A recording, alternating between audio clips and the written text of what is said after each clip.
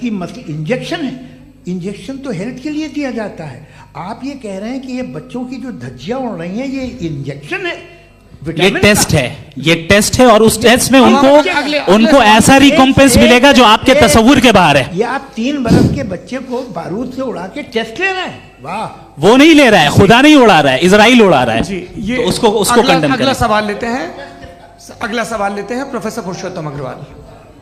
मुफ्ती साहब, एक निवेदन आपसे है कि कम से कम थोड़ा सा माइक क्लोज एक रिलीजियस और फिलोसफिकल कर ma'am please.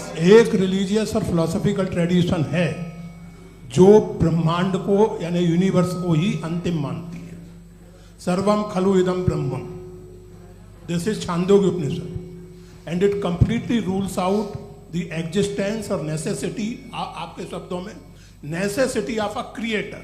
The creation itself is the creator. तो एक मिनट प्लीज।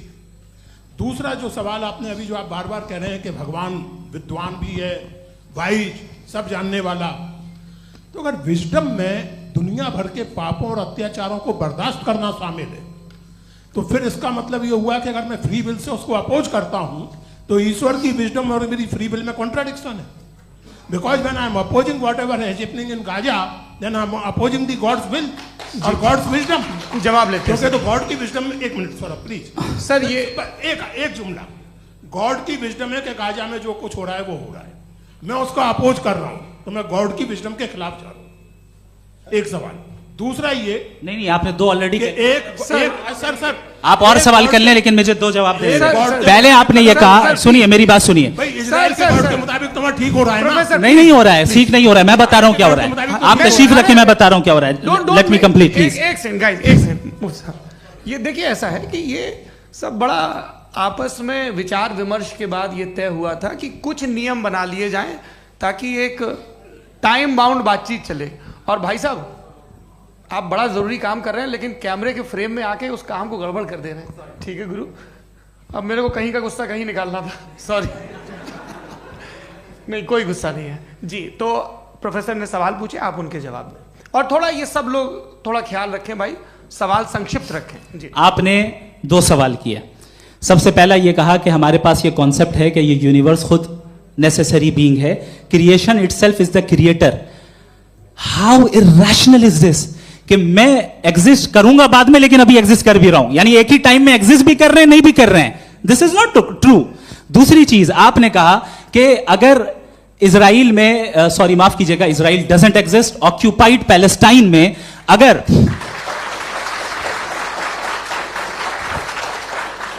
ऑक्यूपाइड पैलेस्टाइन में बच्चों को मारा जा रहा है फ्री विल की वजह से और गॉड नहीं रोक रहा, ये कॉन्ट्रडिक्शन है। ये बताइए कि एक एग्जाम में एक बच्चा गलत आंसर लिख रहा है, सुनिए, एग्जामिनर चाहे तो रोक सकता है, क्यों नहीं रोक रहा है?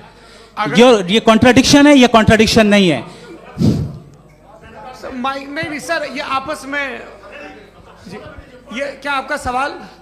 माइक दीजिए। फ्री विल दिया गया है टेस्ट के लिए, अकाउंटेबिलिटी के लिए। अगर फ्री विल नहीं होता तो आप कहते हैं हमें रोबोट बना दिया गया। नॉट मिसरिप्रेजेंट माय पोजीशन, आपकी जो भी पोजीशन, मैं अपनी फ्री विल के नाते, अपने ह्यूमन विजडम के नाते गाजा में हो रही अत्याचार का विरोध करता हूं। बिल्कुल करना चाहिए। आपके हिसाब से मैं गॉड की विजडम का विरोध कर रहा हूं? बिल्कुल नहीं, जो हो रहा है गॉड की, बिल्कुल भी नहीं, बिल्कुल भी नहीं।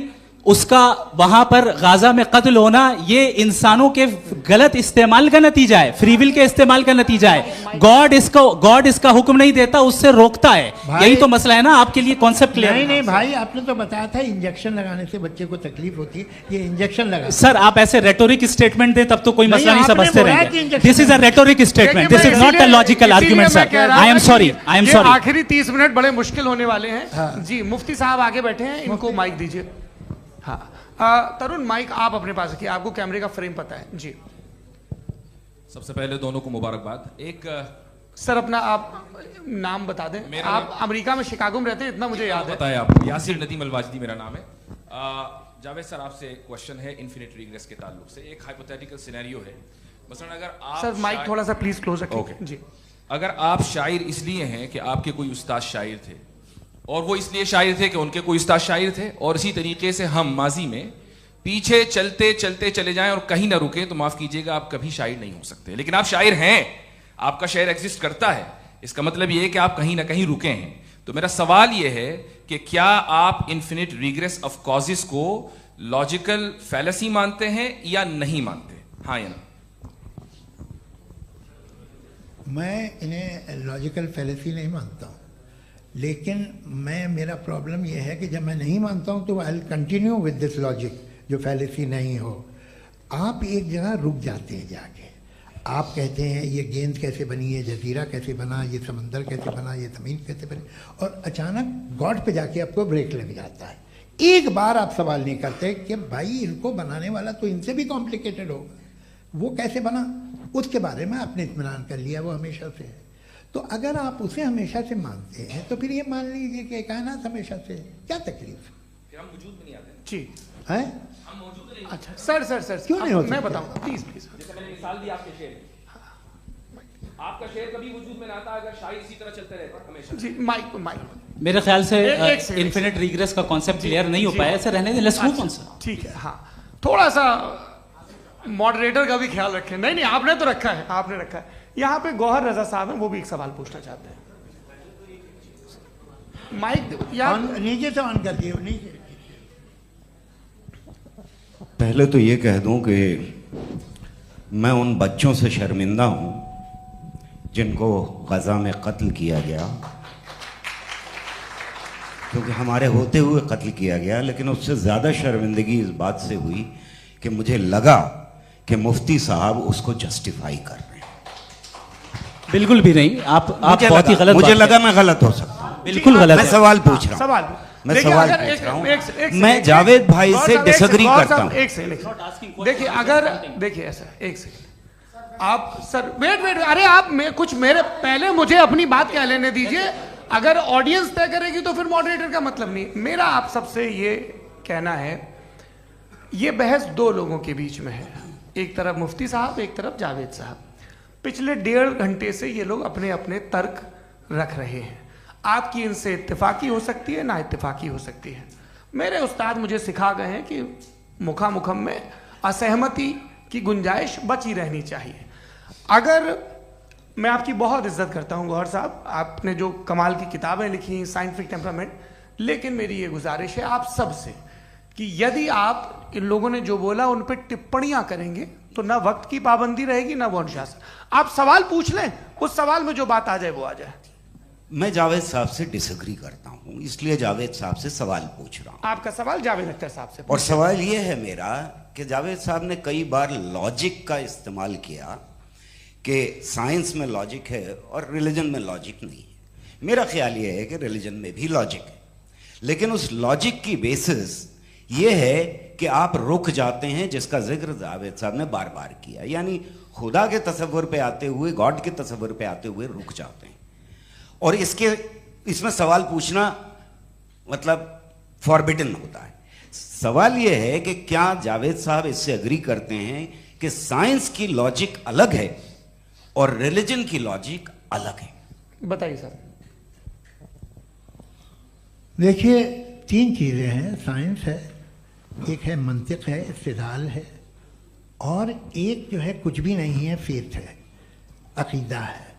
मैं अकीदे की लॉजिक का कायल नहीं हूँ। मुझे आप इस्तिदलाल से, लॉजिक से, रीज़न से समझाइए, मैं मानने को तैयार हूँ, मेरा क्या नुकसान होगा। लेकिन ये कि अकीदे पे मैं नहीं जा सकता हूँ। अकीदे का मतलब है कि तुम ये मान लो, सवाल ना करो, ये नहीं। आप सारी बातें करके, बड़ी साइंटिफिक बातें करके एक जगह जाके खुदा के हुदूद पे रुक जाते हैं, सरेंडर कर देते हैं। मैं सरेंडर करने को तैयार नहीं। दैट्स ऑल जी। ये आगे सर बैठे हुए हैं, इनको माइक दीजिए। भाई। वो आप पूछना चाह रहे थे ना भाई? हाँ, नहीं मैं थैंक यू जी। आपका नाम? आसिम इफ्तिखार। आसिम जी, पूछिए। सर, जावेद सर से सवाल है कि आपने अपने क्लोजिंग माइक थोड़ा करीब रखिए। अपने क्लोजिंग स्टेटमेंट में बात कही थी कि मज़हब का जो फ्यूचर है वो ज़्यादा दिन नहीं जाने वाला है। लेकिन मैं देख पा रहा हूँ कि जो ऑक्सफोर्ड यूनिवर्सिटी की एक स्टडी है 2011 में हुई है, जिसके 50 एकेडमिशियंस ने इसको अंजाम दिया था, उसमें वो ये कहते हैं कि जो फेथ इन गॉड है वो इनबिल्ट है ह्यूमन नेचर के अंदर, जिसको हम कहते हैं फितरत के अंदर शामिल है वो। और वो ये कहते हैं कि अगर कोई ये समझता है कि मज़हब को वो ख़त्म कर देगा तो ये उसकी गलत फहमी है। तो आप इसके बारे में, इस स्टडीज़ के बारे में क्या कहते हैं? ठीक है, मैं उनसे एग्री नहीं करता हूँ। वो कौन से प्रोफेसर होंगे, ऐसा उनके क्या पास डेटा है, इन्होंने डेटा के बेस होगा? डेटा क्या हो सकता है? फ्यूचर का डेटा तो नहीं हो सकता ना उनके पास, प्रेजेंट का डेटा हो सकता है। डेटा आपने सुना 100 साल पहले का बाद का डेटा? मैंने तो नहीं सुना आज तक। तो आज उनकी ये राय है और होगी राय, ठीक है। दुनिया में तरह तरह की राय है लोग, लेकिन मैं समझता हूँ कि वक्त के साथ इंसान ज़्यादा से ज़्यादा रीजनेबल और लॉजिकल होता जा रहा है। आज आप देखिए वेस्टर्न यूरोप में क्या परसेंटेज है नॉन बिलीवर्स की, बहुत हाई। वहाँ चर्च खाली पड़े होते हैं। तो अल्टीमेटली तो इंसान कोई ऐसी बात बहुत अरसे तक नहीं मान सकेगा, चाहे गलत या सही, जो उसे, उसके दिमाग को, उसके जहन को, उसके लॉजिक को अपील न करे। वो कह रहे हैं तो ऑक्सफोर्ड के होंगे तो कैम्ब्रिज के होंगे, तो मुझे क्या लेना देना। उनका डेटा मुस्तकबिल का नहीं हो सकता है। जी दीपक, हाँ पूछिए। मैं आऊँगा, अभी पीछे की साइड भी आऊँगा, माइक वहीं भेजूंगा 2-3 साल के लिए। जी जावेद साहब, आपसे सवाल है। नमस्ते। अरे भाई सर, अगर आप ही लोग तय करना है तो फिर 200 लोग तय कर लें। ये एक साथ नहीं sir, please don't do this sir. Everybody has a right sir, but we can only take selected questions. No sir, ये यंग लोग भी हैं तो इनकी ये अब उतने सुनिए। यंग, भाई आप यंग हैं कि नहीं हैं? एक मिनट, वो कह रहे हैं वो भी आइए, यंग हैं पूछ रहे हैं ना साहब, भाई। आप उनकी नौजवानी पर दावा उनको ही करने थे। हाँ मुफ्ती साहब, आप यंग, हाँ पूछे। अरे भैया सर मेरा सवाल ये है, कुछ इनसे भी तो पूछो। जी नहीं बस आपसे एक सवाल है। जैसे थीस्टों के पास अपने जो ईश्वर को मानते हैं उनके पास अपने सोशल गेट टुगेदर्स हैं। 5 रोज़ आज क्रिसमस आने वाला है, होली है, दिवाली है, ईद है। एथिस्ट क्या ऑफर कर रहे हैं? मतलब मैं इनकी दुकान से बोलूं मैं आना चाहता हूं उस तरफ, पर मैं अट्रैक्ट नहीं हो पा रहा हूं। मैं सोशल गेट टुगेदर्स क्या है आपके पास? वो ये कह रहे हैं कि जो धार्मिक लोग हैं, अलग अलग धर्म के लोग, उनके उत्सव त्योहार, कॉन्ग्रेगेशन बहुत हैं। अब आपको मैं एक सुनाता हूँ, यहाँ हिस्टोरियन भी बैठे हैं। मृदुला जी आप बताइएगा सही है क्या? ये एक कॉन्स्टेंटाइन, एक ग्रीक रोमन बादशाह था जो क्रिश्चियनिटी आने के 400 साल बाद उसने डिसाइड किया कि मैं क्रिश्चियन हो जाऊंगा, मेरी पूरी स्टेट कैंसिल हो जाएगी। उस ज़माने में ऐसे ही होता था, राजा जो धर्म इख्तियार करता था वो जनता भी कर लेती थी। इसलिए कि वो हो गया था बैंकक्रप्ट, और उसे जो मेडिटेरियन कोस्ट के रिच क्रिश्चियन वो थे मर्चेंट, उससे पैसा चाहिए था। तो उसने कहा यार क्रिश्चियन हो जाओ। तो उसने अपने वजीर से कहा कि भाई ये हिस्ट्री है कि अब हम लोग क्रिश्चियन हो जाते हैं। कहले सर हो जाएंगे, कोई प्रॉब्लम नहीं है, लेकिन एक प्रॉब्लम ये है कि 17 दिसंबर से 25 दिसंबर तक जो पेगन फेस्टिवल होता, जो पेगन्स थे वो लोग, जो फेस्टिवल होता है वो बंद हो जाएगा, इसलिए कि हम क्रिश्चियन हो गए तो होगा नहीं। तो वो बच्चों को बहुत बुरा लगेगा, पब्लिक को बहुत इंजॉय करते हैं, खासतौर से 25 को मेन डे। उसने कहा हाँ ये तो सही कह रहे हो, ये जीसस क्राइस्ट की पैदाइश कब थी? कहले साहब वो अप्रैल में थी। नहीं कट करो, वो 25 दिसंबर को है। यह हकीकत है जी। और 400 साल बाद क्रिश्चियनिटी के अप्रैल से दिसंबर ले आए, और इसलिए कि यहाँ पेगन फेस्टिवल होता था। अब मनाते हैं आप आराम से। ये जो सारे फेस्टिवल हैं ये रिलीजन से, हर एक को एक इंटरटेनमेंट डिपार्टमेंट चाहिए होता है अपनी कंपनी चलाने के लिए। तो ये रिलीजन ने, ये सेकुलर त्यौहार थे जिन्हें रिलीजन्स ने ले लिया है। ये मौसम के थे, फसलों के थे, किसानों के थे, उसको आपने लेके रिलीजियस रंग दे दिया। ये कोई रिलीजन से थोड़ी आए आप। अच्छा हमें देखिए, हम तो मुल्द हैं, हम ईद मनाते हैं, हम दिवाली मनाते हैं, हम होली मनाते हैं, हम क्रिसमस मनाते हैं। बम्बई की फिल्म इंडस्ट्री की सबसे बड़ी होली हमारे घर में, सबसे बड़ी ईद हमारे घर में। वो हमारे सोशल वो है, हमारा हेरिटेज है। ऐसा थोड़ी है कि we will throw the baby along with the water. ये तो अच्छी चीज़ है, इन्हें रखो, जो बेकार है फेंक दो। जी हाँ हेलो जी, मेरा सवाल नादवी जी से है। जैसा कि आपने बोला कि गॉड टाइम के भी परे हैं, और गॉड इतनी कॉम्प्लेक्स चीज़ है कि उसे ह्यूमन माइंड समझ नहीं सकता, और गॉड ने अर्थ पे फ्री विल भी दे दी है। तो आप अपना वक्त ज़ाया क्यों कर रहे हैं गॉड के बारे में बात करके? अपन को तो बात करनी चाहिए कि सोसाइटी को बेहतर कैसे करें। जी मैं, गॉड वही बताता है सोसाइटी को कैसे बेहतर करे। अभी मैं आपका जवाब देता हूँ। आपने कहा कि टाइम पे वो एग्जिस्ट नहीं करता, नहीं, मेरा सवाल ये है कि जैसा आपने बोला कि गॉड बहुत ही कॉम्प्लेक्स चीज है। मैंने और कहा ही नहीं कि कॉम्प्लेक्स है, तो आपके अल्फाज है। कॉम्प्लेक्स का लफ्ज गॉड के लिए सुइटेबल नहीं है। क्यों? क्योंकि कॉम्प्लेक्स वो चीजें होती हैं जो ऑब्जेक्ट हो। God is not an object जिसको आप इंस्ट्रूमेंट के जरिए लेबोरेटरी में जाके टेस्ट करें, oh it's very complex. No, वो कोई कार का इंजन नहीं है। मेरा वो सवाल फिलोसॉफिकली नेसेसरी बीइंग ऐसी बीइंग है जो सिंपल बीइंग है। हाँ, आप उसको मुकम्मल तौर पे उसकी तमाम हिकमतों को जान ले और हर चीज को जान ले, ये पॉसिबल नहीं है, क्योंकि वो ऑल वाइज है, आप ऑल वाइज नहीं है, और वो खुदा है, वो आपको सारी चीजें बता दे, ये जरूरी नहीं। मेरा सवाल ये नहीं था, मेरा सवाल ये था कि जब गॉड इतना परे है इस दुनिया से कि उसने अर्थ पे फ्री विल भी दी है, हम सब ह्यूमंस की फ्री विल है, और जो सोसाइटी में हो रहा है वो अपन लोग डिसाइड करेंगे, तो अपन लोग डिसाइड नहीं करेंगे ना, अपन लोग डिसाइड नहीं करेंगे। गॉड जो है, गॉड ने वो उसकी जात, उसकी एग्जिस्टेंस टाइम एंड स्पेस से परे है, लेकिन वो हमारा टेस्ट ले रहा है और उसी गॉड ने हमें बताया कि तुम्हें क्या करना है क्या नहीं करना है, तो जाहिर है उस गॉड की बात सुनेंगे ना हम। जी, वो पीछे एक चश्मा लगाया जो मैम खड़ी हैं, उनको दीजिए। हाँ, आप जी जी बिल्कुल आएंगे। देखिए मैं कोशिश कर रहा हूँ सब तरफ जाने की। हाँ, उनको दीजिए माइक। जी, हेलो सर, मैं ओमनी प्रेजेंट नहीं हूँ, टाइम पाबंद हूँ, और जहां तक कोशिश कर सकता हूँ करूंगा। जी, अपना नाम बताइए। मेरा नाम उर्सुला है, मैं दिल्ली यूनिवर्सिटी की एक स्टूडेंट हूँ और मैं स्टूडेंट फेडरेशन ऑफ इंडिया से हूँ। मेरा सवाल मुफ्ती जी से है कि इस हॉल के इस कमरे में बैठ के हम लोग रेप की मोरालिटी के बारे में फिलोसफिकली बात तो कर सकते हैं, बट असलियत ये है कि रोजमर्रा की जिंदगी में औरतें रेप के थ्रू गुजरती हैं, और हम लोग सिर्फ नंबर्स पे इस तरह नहीं देख सकते, क्योंकि कितनी औरतें हैं इन कंट्रीज में जहां पे आप बता रहे हैं कि केसेस कम हैं, जिनका एक्सेस है कि वो जाके केस फाइल कर सके। कितनी औरतें हैं जो जिनको काम करने की आज़ादी है उन कंट्रीज में। यूरोप में ये आज़ादी आ गई, यूरोप में ये रूल्स आ गए, तो हम आज उसके बारे में बात कर पा रहे हैं। जी, जवाब। आपने ये कहा कि कमरे में बंद होकर हम लोग इस पर फिलोसफिकली बात कर सकते हैं, लेकिन हकीकत में क्या हो रहा है, वो ग्राउंड लेवल पे क्या हो रहा है, जो बहुत गलत हो रहा है, और वो सफ़र कर रही हैं। आई अग्री, बहुत गलत हो रहा है, और जो गलत हो रहा है उसको हमें रोकना है। और क्यों रोकना है, वो गलत क्यों है? हमारे पास इसका ऑब्जेक्टिव फाउंडेशन है, इनके पास उसका ऑब्जेक्टिव फाउंडेशन नहीं है। मैं ये कहना चाह रहा हूं कि जहां पे भी जुल्म हो रहा है, जहां पे भी औरत पे जुल्म हो रहा है, या उसकी इज्जत लूटी जा रही है, या उसे तकलीफ पहुंचाई जा रही है, और सिर्फ औरत नहीं, किसी इंसान के ऊपर भी जुल्म हो रहा है, तो उसके खिलाफ खड़ा होना, ये मॉरलिटी हमारे पास गॉड के पास से आई है। वरना जावेद साहब तो कह रहे हैं कि जो है मेजॉरिटी डिसाइड करेगी, तो मेजॉरिटी तो कभी भी बदल सकती है।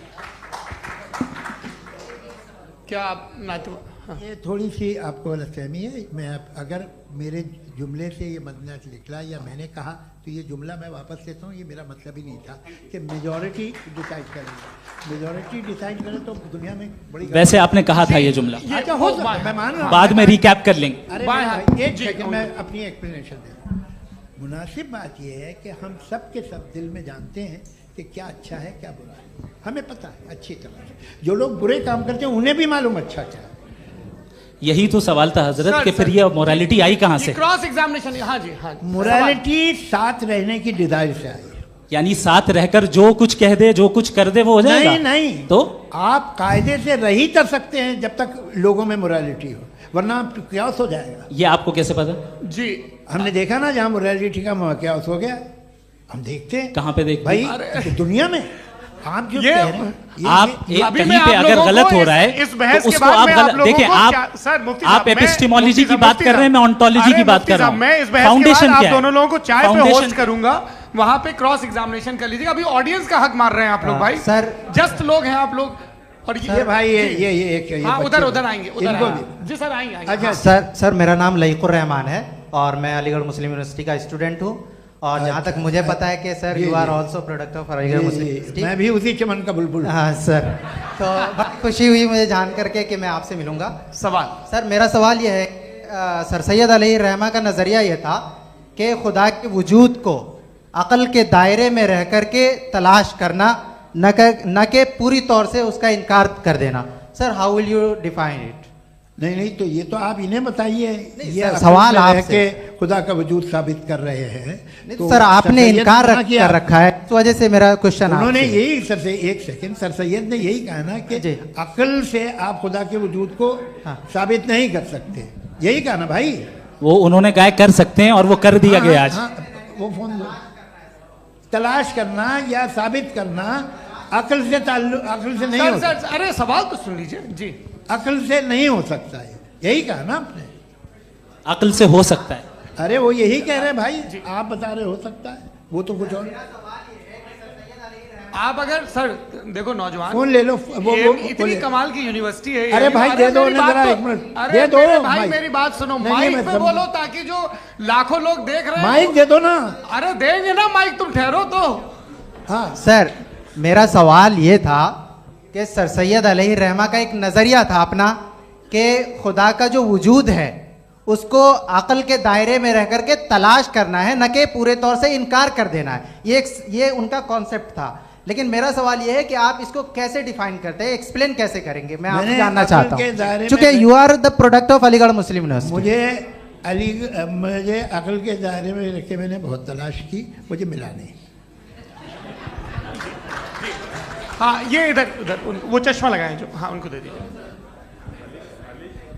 जी जी फटाफट पूछिए, बस 5 मिनट है, 5 मिनट में खत्म हो रहा है। हाँ अस्सलाम वालेकुम मुफ्ती साहब। एंड मेरा सवाल जावेद अख्तर साहब से। क्या नाम है आपका? अरे भैया सब मुझे तो पूछ रहे हो यार। फैज पूछिए फैज साहब। तो मेरा सवाल ये है कि अभी जो एथियस्ट है वो problem of evil argument use कर रहे हैं अगेंस्ट मुस्लिम्स, राइट? कि इस दुनिया में इतना सारा इविल है और अगेंस्ट मुस्लिम तो यहाँ अगेंस्ट थियस्ट। हाँ थोड़ा सा करेक्ट कर लीजिए भाई। पूरी मशक्कत ही इसी बात की थी कि किसी एक मजहब पे बात ना टिके। जी तो बेसिकली ये आर्गुमेंट ऐसा है कि इस दुनिया में इतना ज्यादा इविल एग्जिस्ट करता है और अगर एक ऑल गुड गॉड है तो वो रोकता क्यों नहीं है? लेकिन इस सवाल में एक हिडन अजम्पशन ये है कि इस दुनिया में ईवल एग्जिस्ट करता है। अब एथियस्ट ये कैसे ऑन्टोलॉजिकली प्रूव कर सकते हैं कि इस दुनिया में ईवल एग्जिस्ट करता है? मैं आपको बताता हूँ, थोड़ा सा समझा। नहीं सर हम लोग इनको सुनने आए। नहीं please don't do. I want to explain ontologically. नहीं हम समझ गए सर, इनको अब जवाब देने दीजिए। अच्छा सवाल पूछ लो। मैं अभी तक क्या था वो मैं थोड़ा सा ऐड ऑन कर लेता हूँ। तुम गुरु तो हम जब इसका राउंड 13 करेंगे ना तब तुमको स्टेज पे बिठाएंगे। जी तो हाँ जल्दी से। तो देखिए एथियज्म के हिसाब से सब कुछ रैंडमली बन गया है, सब कुछ एटम्स और मॉलिक्यूल्स है। एक पत्थर में और मुझ में सिर्फ इतना फर्क है कि हम लोग एटम्स और मॉलिक्यूल्स का अलग अलग रीअरेंजमेंट है। अब एक पत्थर को कोई इंसान तलवार से 2 टुकड़ों में काट दे या मुझे, according to atheism it is same. There is no evil and good according to atheism. जी अच्छा फैज साहब का सवाल ये है कि हाँ कोशिश भी करते तो इससे गलत सवाल नहीं कर पाते। एक लाइफ फॉर्म है और लाइफ फॉर्म में फीलिंग्स हैं, मतलब लाइफ फॉर्म सुनता है, देखता है, टेस्ट कर सकता है, फील कर सकता है। तो उसकी ये जो क्वालिटी इस बबल में आ गई है वो जानवर में भी है, इंसान में भी है। तो जाहिर है कि उसे कोई तकलीफ पहुंचेगी, तो चूंकि उसके पास वो सेंसिटिविटी है तो मैं करेगा। पत्थर में वो सेंसिटिविटी नहीं है। तो ये क्या सवाल हुआ कि अगर पत्थर को काटा तो पत्थर को तकलीफ नहीं होती, तो आपको काटे तो आपको क्यों तकलीफ हो? बैठ जाइए। जी हाँ अगला सवाल। हाँ पूछे जी जावेद अख्तर साहब। अरे भैया सब आप लोग मुफ्ती साहब को छोड़ रहे हैं, मेरे ही पीछे पड़े हैं क्या? फिर चलो बोलो भाई। You asked how God can exist when children die in Gaza. हाँ? You asked how God can exist when children die in Gaza, and you also mentioned the rise of atheism in Europe. But the same events also are leading many atheists and non-believers to turn towards faith. How do you interpret this contradiction, where suffering pushes some away from God, yet brings others closer to belief? देखिए आपको एक बात बताऊं, दुनिया perfect तो कहीं भी नहीं है, हर जगह कुछ खामियां हैं। बेटा एक मिनट आप ही को कहेंगे, देखो वो तो कुछ खामियां, कमज़ोरियां, खराबियां सब जगह है। लेकिन अगर देखोगे ईमानदारी से कि दुनिया सबसे ज़्यादा महज़ब कहाँ है, एक आम शहरी को कहाँ हुकूक हासिल हैं, वो बोल सकता है, अपनी मर्ज़ी से काम कर सकता है, अपनी मर्ज़ी से राय दे सकता है, हुकूमत के ख़िलाफ़ बोल सकता है, बरसरे इक़्तिदार लोगों के बारे में बोल सकता है, सरमायादारों के ख़िलाफ़ बोल सकता है। तो आपको ये स्कैंडिनेवियन कंट्रीज़ में मिलेगा, वेस्टर्न यूरोप में मिलेगा। मैं नहीं कह रहा वो परफेक्ट है, बिल्कुल नहीं, वहाँ बहुत ख़राबियाँ भी हैं, परफेक्ट तो कोई। लेकिन जिन जिन मुल्कों में, लैटिन अमेरिका देखो, गल्फ देखो, वहाँ पर आपको ये ज़रूर है कि रेप नहीं होते होंगे। रेप की ज़रूरत क्या है भाई? उसको तो ख़रीद लो, घर में रखो, सड़क पर रेप करने की क्या ज़रूरत है? मगर सुनिए सुनिए सुनिए, मगर हकीकत ये है कि वहाँ शख्सी आज़ादी राय देने की, बोलने की नहीं है। जी, ये एक आखिरी सवाल मुफ्ती साहब से। हाँ मैम, इनको माइक दीजिए। शुक्रिया। मेरा नाम मनीषा है, मैं हरियाणा से आई हूँ।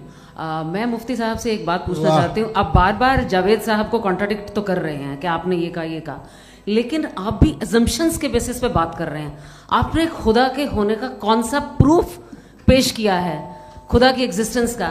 अब इस सवाल को अलग रहने दीजिए, कौन एथीस्ट है कौन नहीं है। और दूसरी बात जो आपने एक छोटी सी कही थी कि ये फ्री विल का इस्तेमाल करता है इंसान अपनी, लेकिन उस फ्री विल का इस्तेमाल में मतलब खुदा ने ये दे दी सबको ये इजाजत कि वो कितना घिनौनापन और कितने ज्यादा खराब से खराब तरीके इस्तेमाल कर सकते हैं। जवाब सुनते जी।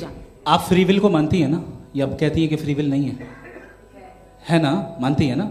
तो अब आपके पास इसका कोई एक्सप्लेनेशन नहीं है कि अगर एक इंसान उस फ्री विल का इस्तेमाल करके गलत काम कर रहा है और बच के अच्छी जिंदगी गुजार के निकल जा रहा है, उसका कोई रिकम्पेंस नहीं है।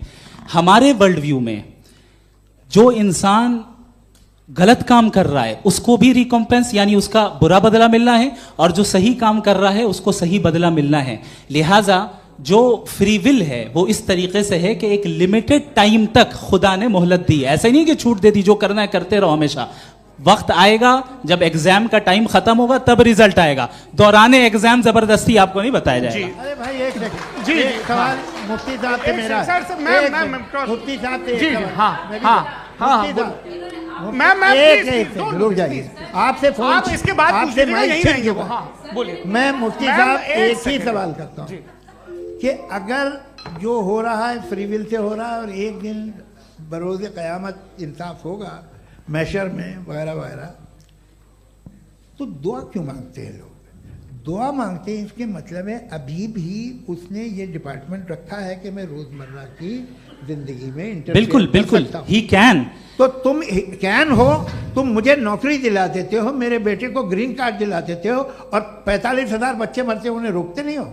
नहीं तो क्या आप ये कह रहे हैं कि इस दुनिया में जालिमों को कभी पकड़ ही नहीं होती है? अरे जो भी पकड़ होगी वो बच्चे रोते हैं। बिल्कुल, देखिए मैंने अपने ओपनिंग स्टेटमेंट में यही कहा था कि जनाब जावेद साहब सिर्फ इमोशनल आर्गुमेंट देंगे। This is an emotional argument. ये छोटे मोटे इसके पीछे का रीजन मैंने बताया क्या है, इसके पीछे का विजडम क्या है मैंने बताया। मंच से आप लोगों को सज्जनों इसलिए कह रहा हूं ताकि थोड़ा सा आपके कॉन्शियंस पे जोर रहे कि आपको ऑर्डर बचा के रखना है।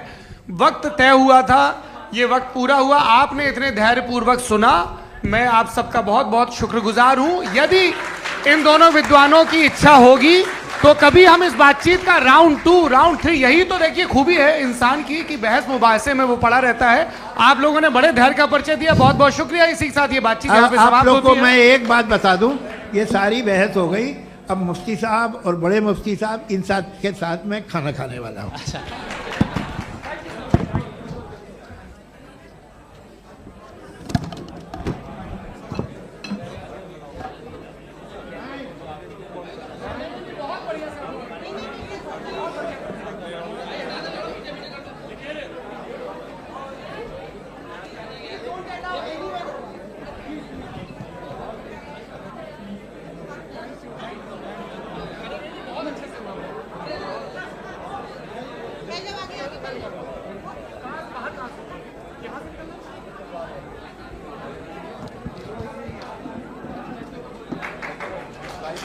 Thank you.